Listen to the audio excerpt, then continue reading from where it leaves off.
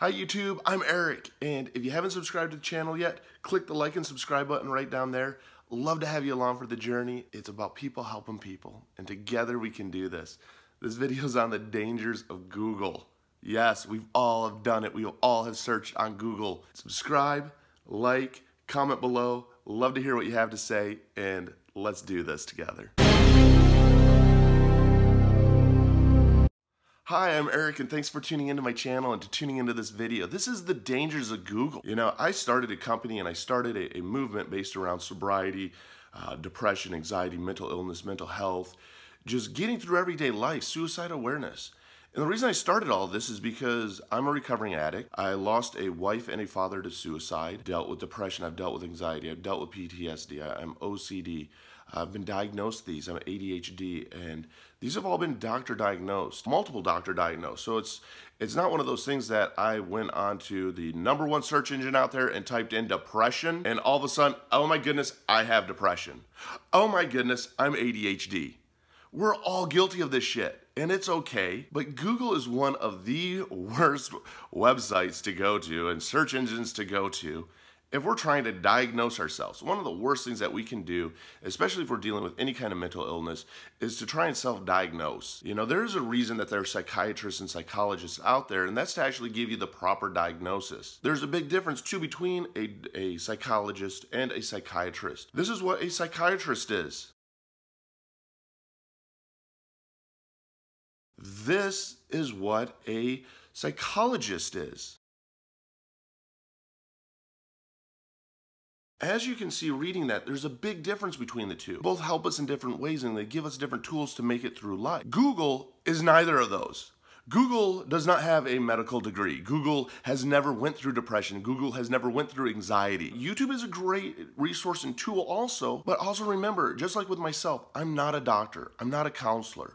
I'm not necessarily trained in any of this. All I can do is share my personal experiences in hopes that somebody will hear something or somebody will see a tool that and they go, you know what, I haven't tried that. The more that we help each other, that right there is a great tool and a great resource, is sharing our experiences. For example, Xanax, Adderall, those drugs work for me. They play a key role in my life. Prozac, some of the different antidepressants out there. When you see those commercials out there and one of the things they say is suicidal thoughts, I'm one of those that have felt those with them. I have to stay away from certain antidepressants. In fact, a majority of them, unlike some people who will call them their happy pills or it really helps them out and gets them through the day and changes their mindset. For me, whatever it is in the chemicals in my brain, it triggers opposite effects. It makes me extremely depressed. It makes me to the point that I am suicidal, that I just want to give up on life. So when we're Googling this stuff, we have no guidance. We have no real resources. We're all of a sudden going to WebMD and finding out that we are now suffering from urinary bladder infection to cancer to heart to stroke to whatever. That it's not a resource, it's not a tool. Next thing you know, especially if you're almost hypochondriac, shit, I'm going to die tomorrow. I mean, that's what it comes down to. It's bullshit. Stay away from these different search engines. Get onto like social media, find some of the closed groups out there on Facebook. And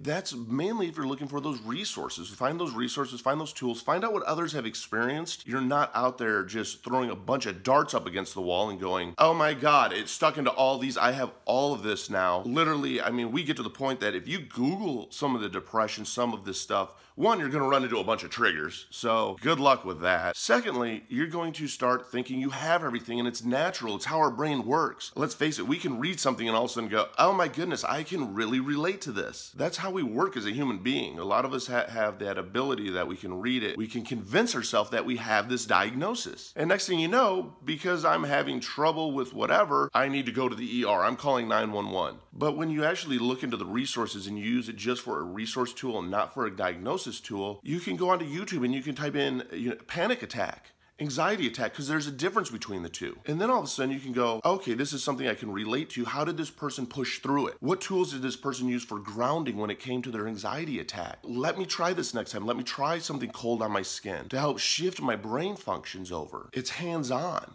It's learning experiences, but when we're Googling it, there is no emotion to it. We're reading something, and next thing you know, our brains are going, I have this is me, this is all of a sudden horrible. And now we're calling up our doctor. There's nothing worse. My dad was a doctor. There is nothing worse I can tell you, because I heard my dad talk to me all the time and it just pissed him off. When patients would come in already self-diagnosed, they're trying to tell the doctor what's wrong with them.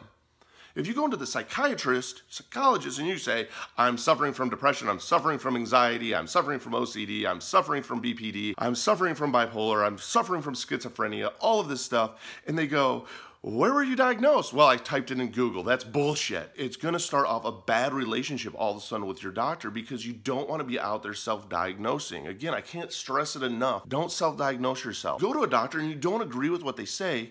A lot of it comes down to go to multiple doctors. It's trial and error when it comes to doctors. I've been to doctors that I've really enjoyed, and it really helped me. I wouldn't have found out I was ADHD if I hadn't seen multiple doctors, tried multiple different types of medication, tried multiple different tools to find out a balance that works for me when it comes to my Adderall and it comes to my daily routines. Doctors, multiple doctors, all saying the same thing, realizing this is now what I need to do, and then working through it to find the right medication, the right tools for me to make it through each day. Google can't do that. Siri can't do that. Siri, fix my problems. Siri ain't gonna fix your problems, trust me. It comes down to finding that right doctor though. Going into them and saying, this is what I suffer from. And not having all this pre-made up bullshit in our heads. Trust me, if you're looking it up, there probably is something wrong. We know when there is something wrong with us. Let the doctors, let the people who are the book smart, who have done the research, who have done the training, help us find those tools instead of WebMD as a doctor, using Siri as a doctor, using Google as a doctor. These are just search engines to find the websites, to find the tools, to find the people. It's not for us to all of a sudden hang up a medical degree in our house saying, I am a key expert on this. Believe me, I've been ADHD since I was diagnosed at 13, 14 years old, and by no means am I an expert on it. All I can do is share the tools and share my experiences with it. Don't trust Google. Don't try and Google everything and be that expert yourself. And if you are frustrated and you're waiting for your doctor to call you back, or you're waiting, you might not have the right doctor. Again, it comes down to finding multiple doctors, finding multiple tools, multiple resources. So look those up. And that's when the search engines are great, but to self-diagnose, they are a detriment to us. Don't believe everything that you read on the internet. You know, it's great YouTube is one of my favorite tools because I am very visual. Seeing somebody sharing their experiences or examples, that I can connect in my brain. It makes sense to me. I can relate.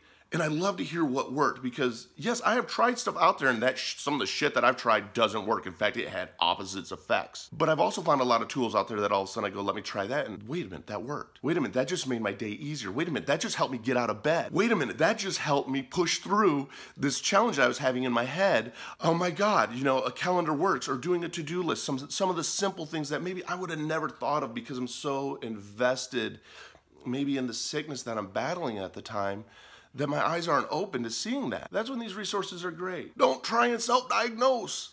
Just use it for the resources and the tools that it is. Because let's face it, this shit is hard. Life is hard. Life is a journey. It's difficult. Next time that you're struggling, next time that you're hurting, you know, get onto some of the social media sites and ask them for maybe resources or direction, or maybe what worked for them. But again, when it comes down to anything and you start wanting to self-diagnose, Google is not the way to go. Make sure that you're seeing a doctor. Make sure that you're seeing multiple doctors. Make sure that you're communicating with your doctor how your medication's working for you. Is it having a positive effect? Is it having a negative effect?